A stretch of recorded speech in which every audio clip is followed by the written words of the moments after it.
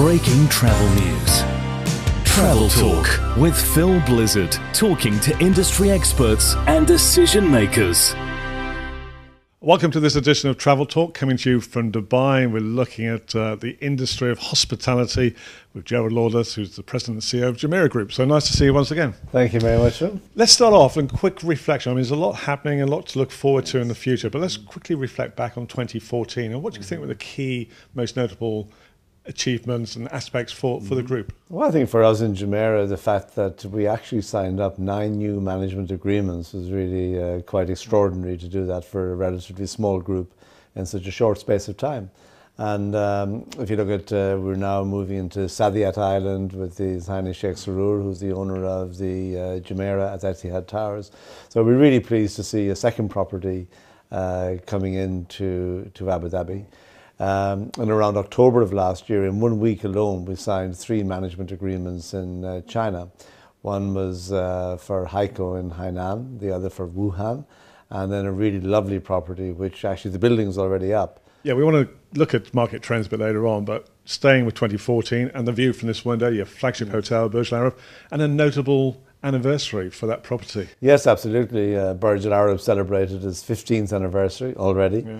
And that was great. I mean, it really gave us time to reflect on what Burj Al Arab has achieved for the Jumeirah Group and indeed for Dubai.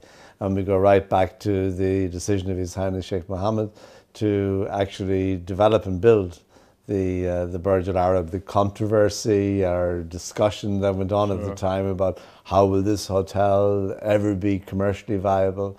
And even then, I think that the vision was this would become the symbol of Dubai. It would become the Sydney Opera House, the Eiffel Tower. But I'm very pleased to be able to report that it's also been a great commercial success, very much on the foundation and on the back of the success of Dubai tourism over those 15 years. So that's been really quite important for us.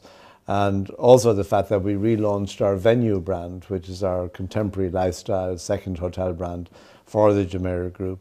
And in fact, I'm pleased to report that we've already signed a number of management agreements, notably the first one with the Miras Group for Blue Waters, and that is now will be a Venue and a Venue Living. In that development, plus a Jumeirah and a Jumeirah Living as well. So the flagship property, 15 years, things are rolling on quite rapidly, as you say. So moving to Venue, what can we expect from that brand?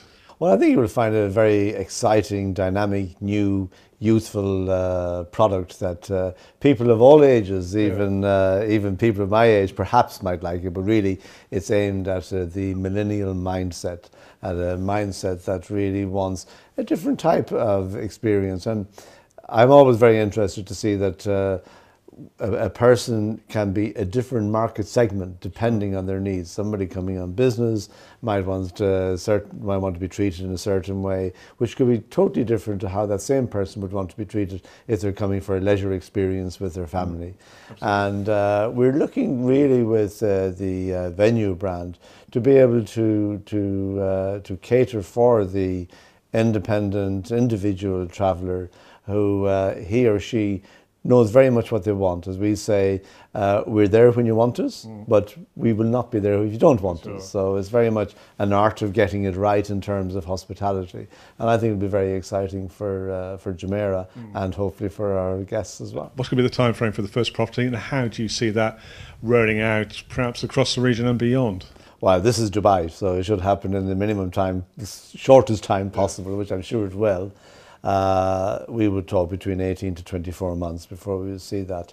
But certainly Venue will be rolled out on an international basis, and we're in discussion in many areas. In fact, I just come back from Saudi Arabia, where we're also looking at the possibility of introducing, in addition to Jumeirah, also some Venue properties there as well. So we've moved on from 2014, the anniversary of Burj Al Arab, talking about the new brand Venue. What do you think will be the key aspects for Jumeirah Group this year, 2015? In 2015, we will continue with the consolidation of the new restaurant company that we've actually established here in Dubai. We already run about 100, 110 restaurants and bars in Dubai, mainly within our hotels, but we have a significant number of brands. And we've realised, we're actually working very closely with our parent company, Dubai Holding. We have realised that it is important to understand the asset value of these restaurants and understand also that there is value in creating a separate company, a separate organisation. And we tell our hotel general managers, where we've taken a total of 32, as we call it, non-core restaurants from the hotels.